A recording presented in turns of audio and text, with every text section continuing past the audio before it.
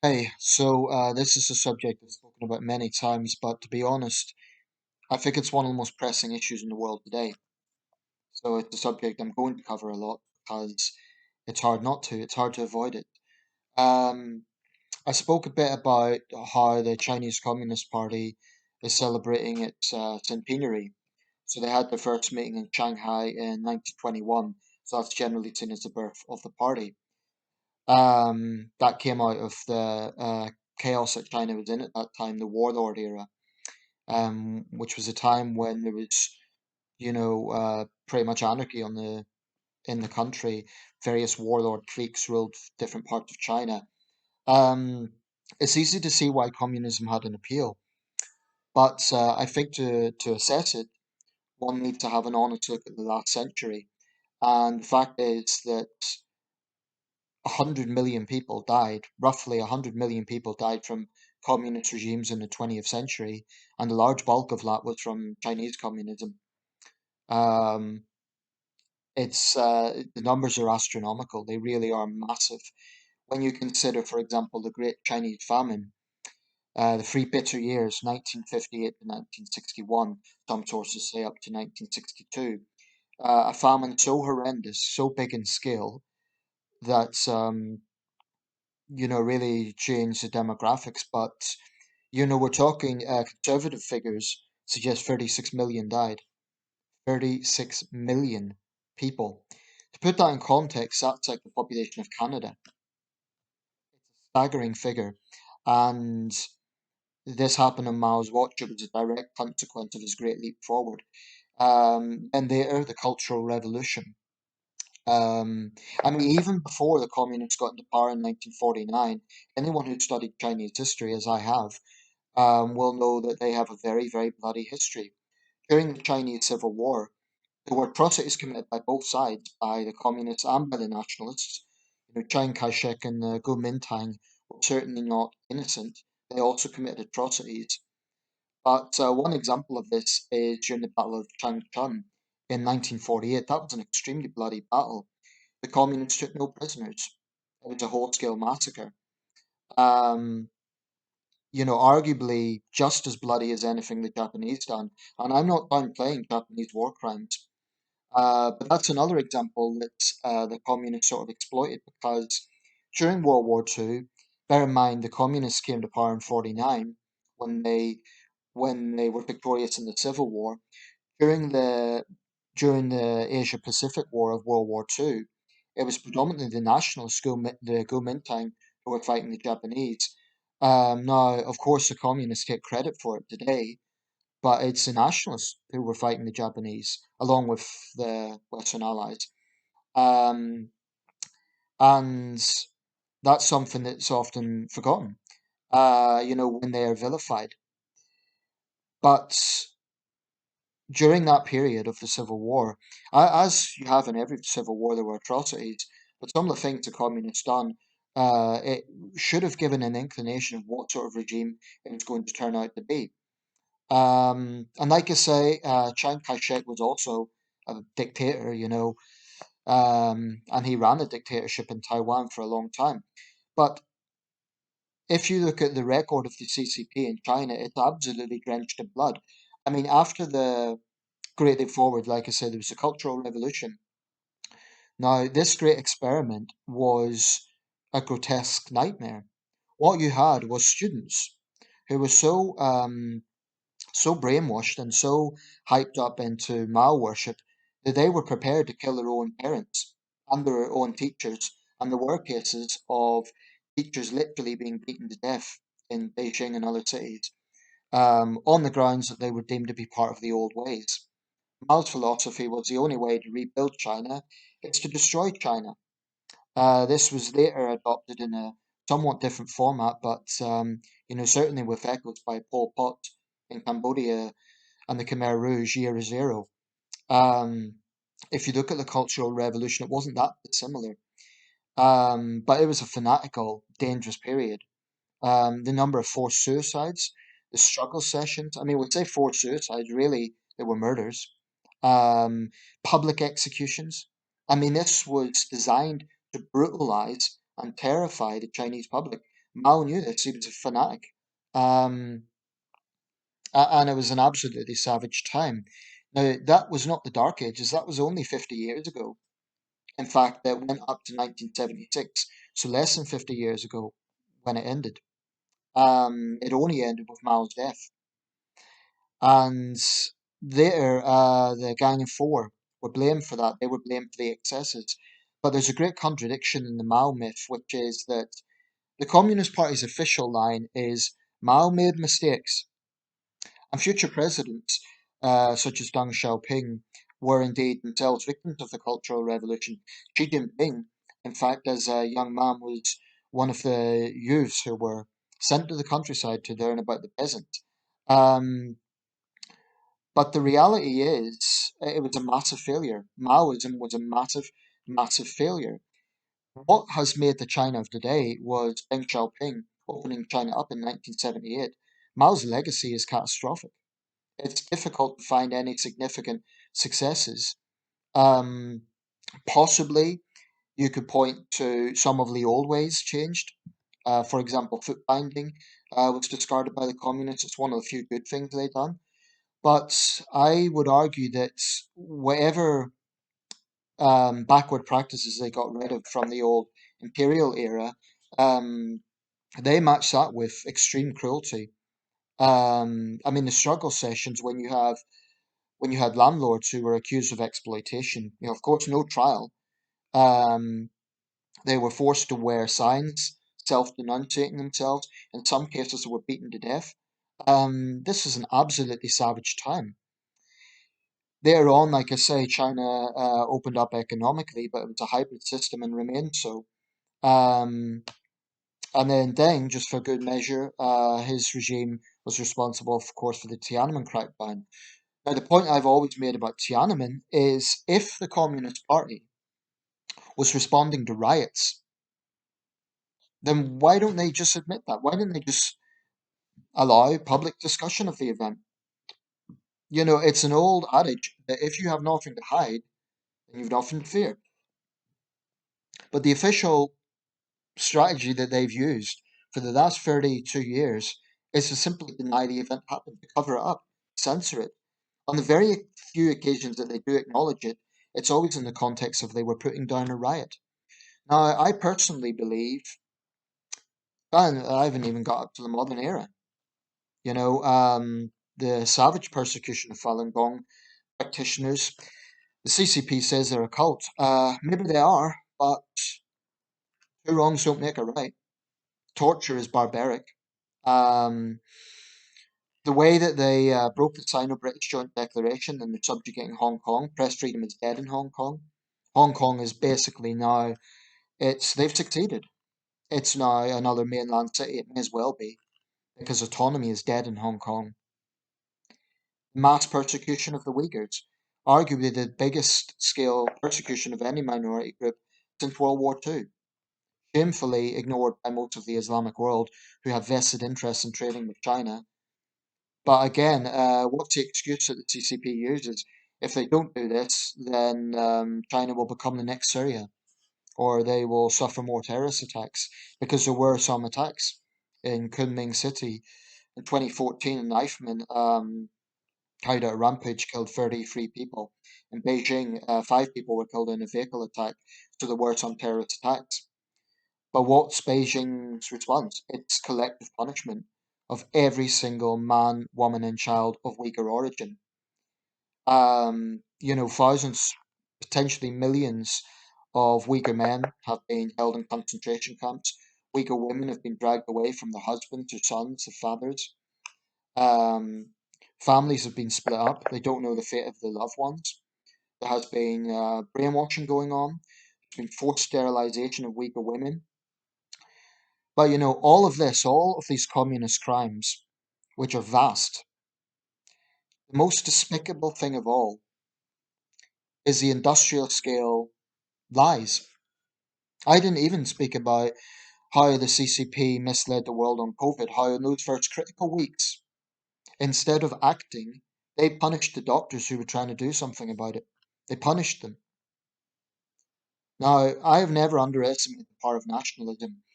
And the weapon, the tool that the CCP uses today is ultranationalism. It's not communism, at least not Marxist Leninist communism, because to be honest, the average young Chinese doesn't care about that. The real weapon that they have is ultranationalism, and I think it's underestimated. It gets some coverage, but I think we underestimate how powerful it is. Um, And I really think the time has come if China insists on pushing this. I mean, one has to look at Xi Jinping's vitriolic rant at that mass rally where he spoke about smashing the heads of those who dare to bully China. Of course, this is ironic because China has been expanding its maritime territory with artificial islands. You know, what troubles me about this situation is that there is a lot of people who lap up the CCP lies. And I'm not just talking about Chinese, because they are coming from a situation where nationalism is drilled in at a very young age. So it's understandable why they would feel that way. And also, there's pride there. China is a very proud country. But what is troubling is when I see so many people from outside China endorsing these lies. That shows how effective they are at the moment. I mean, they have a right to feel smug, or rather, one can understand why they do feel smug because what they're doing is effective. The CCP is polluting the internet with their lies, and it's on an industrial scale. So I believe the point has come when the West needs to take the gloves off, or I'll rephrase that: democratic countries need to take the gloves off. These thugs in Beijing are not going to change. It's communists don't change, except on rare occasions, like Mikhail Gorbachev. But the problem is in China, there are no Mikhail Gorbachev type figures. Hu Yaoping, who was one such figure, died. In fact, unless I'm mistaken, it was his death that triggered the Tiananmen protests. He was a reformist. But right now, Xi Jinping has absolute power. It's important to understand the dynamics of Chinese politics. He has a lot more power than, for example, Hu Jintao or Jiang Zemin. He's consolidated power. So he's not just president of China, he's also chairman of the Central Committee of the Communist Party and of the military. Um, whereas other Chinese presidents didn't have that level of power. It was kind of collective, what we in the West would call collective dictatorship. Um, but I really think we need to be very assertive to what's going on here. Because I was looking at an Al Jazeera report just now about the persecution of the Uyghurs. Now, bear in mind, this was Al Jazeera, not the BBC, not CNN. It was Al Jazeera, which is based in Doha, Qatar. Al Jazeera, in fact, has been criticized by American conservatives for being too pro Arab and anti Israel. And one could argue it is biased in that way. But they had this report on the Uyghurs, and a lot of people, some Chinese, but others from elsewhere, were saying it's just another branch of the BBC or CNN. So there's this knee-jerk hostility to any news network that confronts China's lies, um, and I find it rather chilling to see what's happening. I mean, we are seeing this dragon just throw its weight around, and it's seeming to do it with impunity. I think the only way that China is really confronted about its behaviour is firstly with collective efforts. That's why I'm very critical of the way New Zealand pathetically distanced itself from the Five Eyes. That the Ardern government has really let itself down with that because all that does is play into Beijing's hands. She might say, "Well, we're still going to press China on human rights," but New Zealand can never compete with China. The dragon will squash New Zealand, and that's a tragedy because any they're thugs and they're bullies, and they will walk over anyone that they can. So it isn't just about the Five Eyes or Four Eyes. There's a lot of countries that really have a vested interest in basically stopping China. The Philippines, Japan. It'll be interesting to see what happens in Taiwan. Of course, officially to the CPC, the CPP, Taiwan's a province, right? The Taiwanese don't see it that way. I do think Xi's just made another speech where he talks about unifying Taiwan with the mainland. Now, the only way he can do that is by invading Taiwan. If that happens, China will justify it as an internal affair, like they always do. I think they might provoke some sort of incident. I think there might be a false flag operation by the CCP, and China will invade Taiwan, possibly in the next decade. The United States will be obliged to defend it, and I think we're going to come to a point in the near future where we have to make a decision. Do we work with China and continue to basically hope for the best, or do we recognize that the CCP just cannot be trusted? The only way these thugs get stopped is if they're stood up to. But like I say, the nationalism is a weapon, so this is going to extend elsewhere, right? In university campuses, Chinese students have long been used as pawns in this game. There are Chinese students who have to be careful if they criticize the CCP because they could be targeted back home. But there are also students who are very nationalistic and they will forcefully defend the CCP, on campuses in Sydney and London and elsewhere. So we need to recognize that. And I strongly believe that China sort of sees Western tolerance as a weapon to use against us. They exploit that because when we talk about free speech and we talk about freedom of conscience and so on, they can just easily turn around and say, "Oh well, these students have the freedom of speech." So we need to be very wary about how that is used. I think we also need to be very clear that we're sovereign states and we're not going to tolerate Chinese interfering and trying to destabilize democracy with their nationalist thuggery. To be quite honest, I hate the CCP with every fibre of my being. It makes me sick. And I've always felt very uncomfortable with the extent and influence of Chinese ultranationalism because I think it's very deeply entrenched. I've no respect for people who support a dictatorship, but they think they should have their point of view on other websites. It's sheer hypocrisy. And, I always put this caveat, I'm not anti-Chinese, but I'm not saying that in order to please people, in order to, I don't want to offend people. I'm saying it just because it's the truth. I have a lot of affection for many aspects of China. I've known a lot of Chinese people, but I've learned a lot over the years, and I am more convinced than ever that we cannot trust Beijing.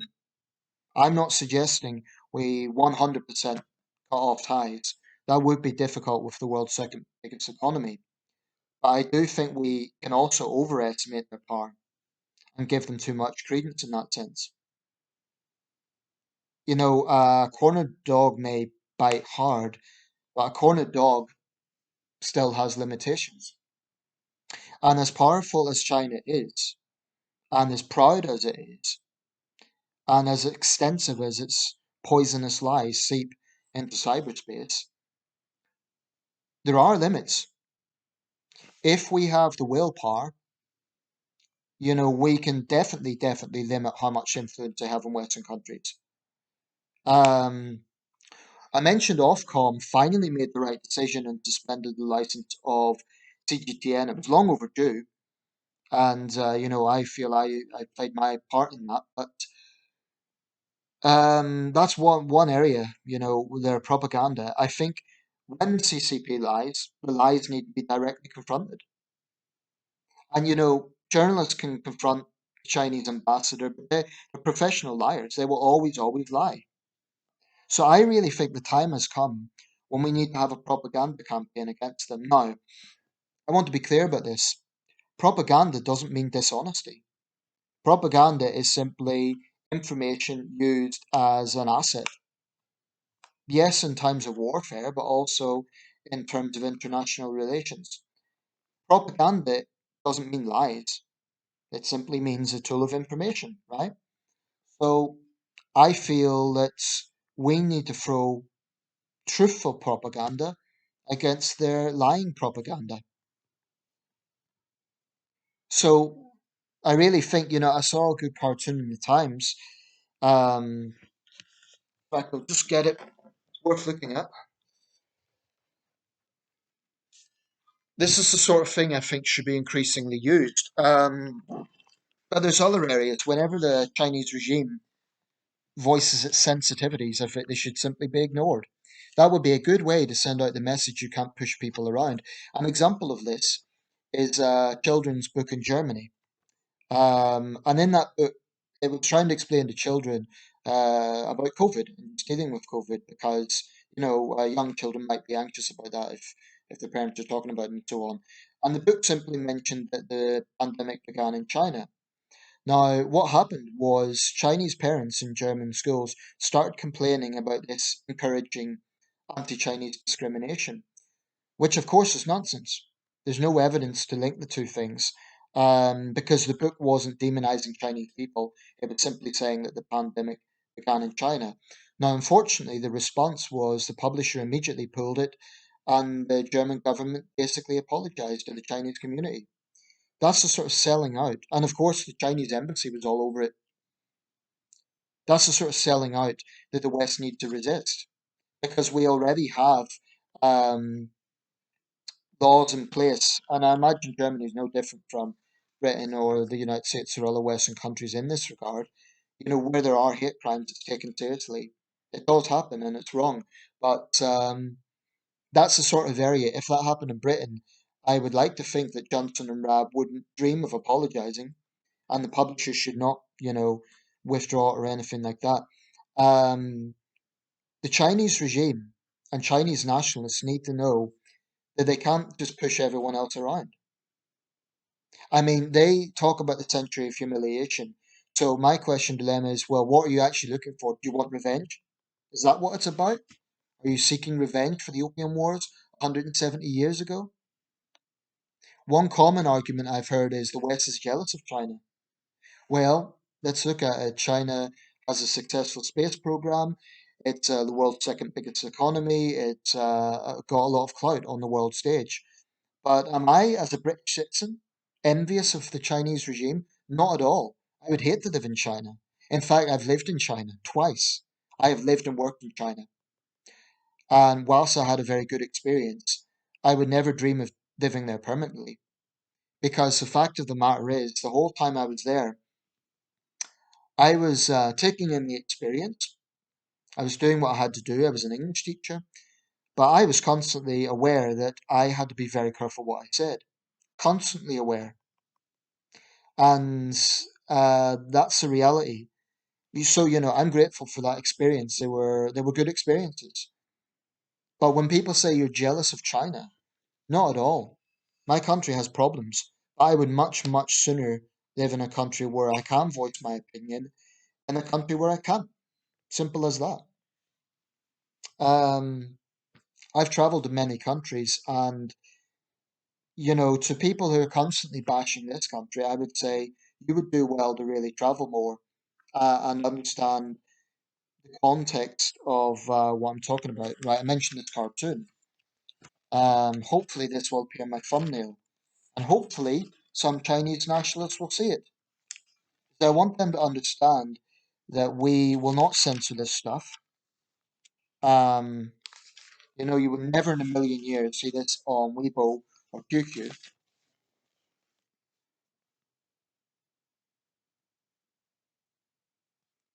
There's she, and if you look closely, 100 years and it's handcuffs. I think that's a very effective piece of satire.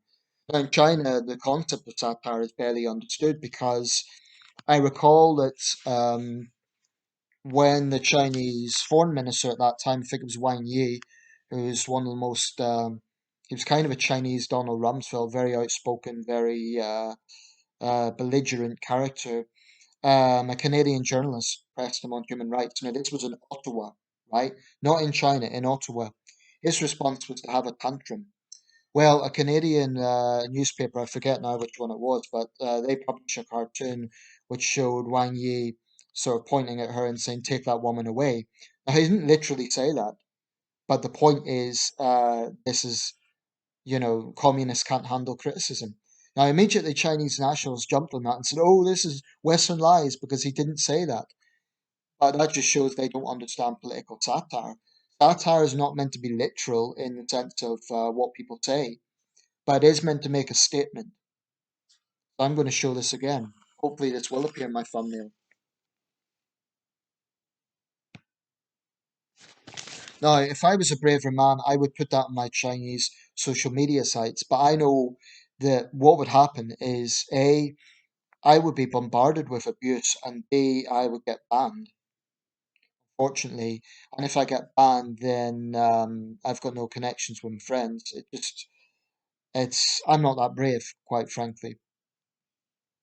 Um, that's the situation that we're in. This isn't going to change anytime soon. China is always going to be in the news, in the debate. But we really, really need to understand what's happening here. And I feel so frustrated by the foolishness and the naivety of those who think that if we just get on, then things will be fine. The attitude that the Chinese regime takes to Westerners who kind of pander to it is that they're weak, that they're easy to manipulate. An example of this is when George Osborne um, and David Cameron chose to kind of be quiet about human rights. Now, they say that they raise the issues privately. That's the point, privately. Why? Why privately? Anyway, Global Times, which is one of the CCP's biggest mouthpieces, praised Cameron and Osborne. And they had an editorial saying this is how Western politicians should behave. Okay. But that was, to me, it was one of the worst policy positions of the Cameron years to pander to China, the so-called Sino-British Golden Age. It was a facade because that Golden Age, how did China repay us? They tore up the Sino-British Joint Declaration on Hong Kong. They're treaty breakers. So this is going to be. I think we're in a sort of Cold War type situation. It may not be called that. We may still trade with China, and some of the dynamic might be different. Certainly, the inclusion of the internet is something that changes the situation very differently from the Cold War and actually makes it more complicated and more challenging. But I just don't think that you can be neutral when it comes to tyranny. And I believe that the Chinese Communist Party are thugs. I think they're liars. And I've nothing but contempt for them. And I would simply say to any Chinese viewers watching this, you can be resentful of me. You can say I'm a biased Westerner, X, Y, and Z. But everything I've said in this video is the absolute truth. It's a verifiable truth. And there is nothing in this world more pure than simple truth.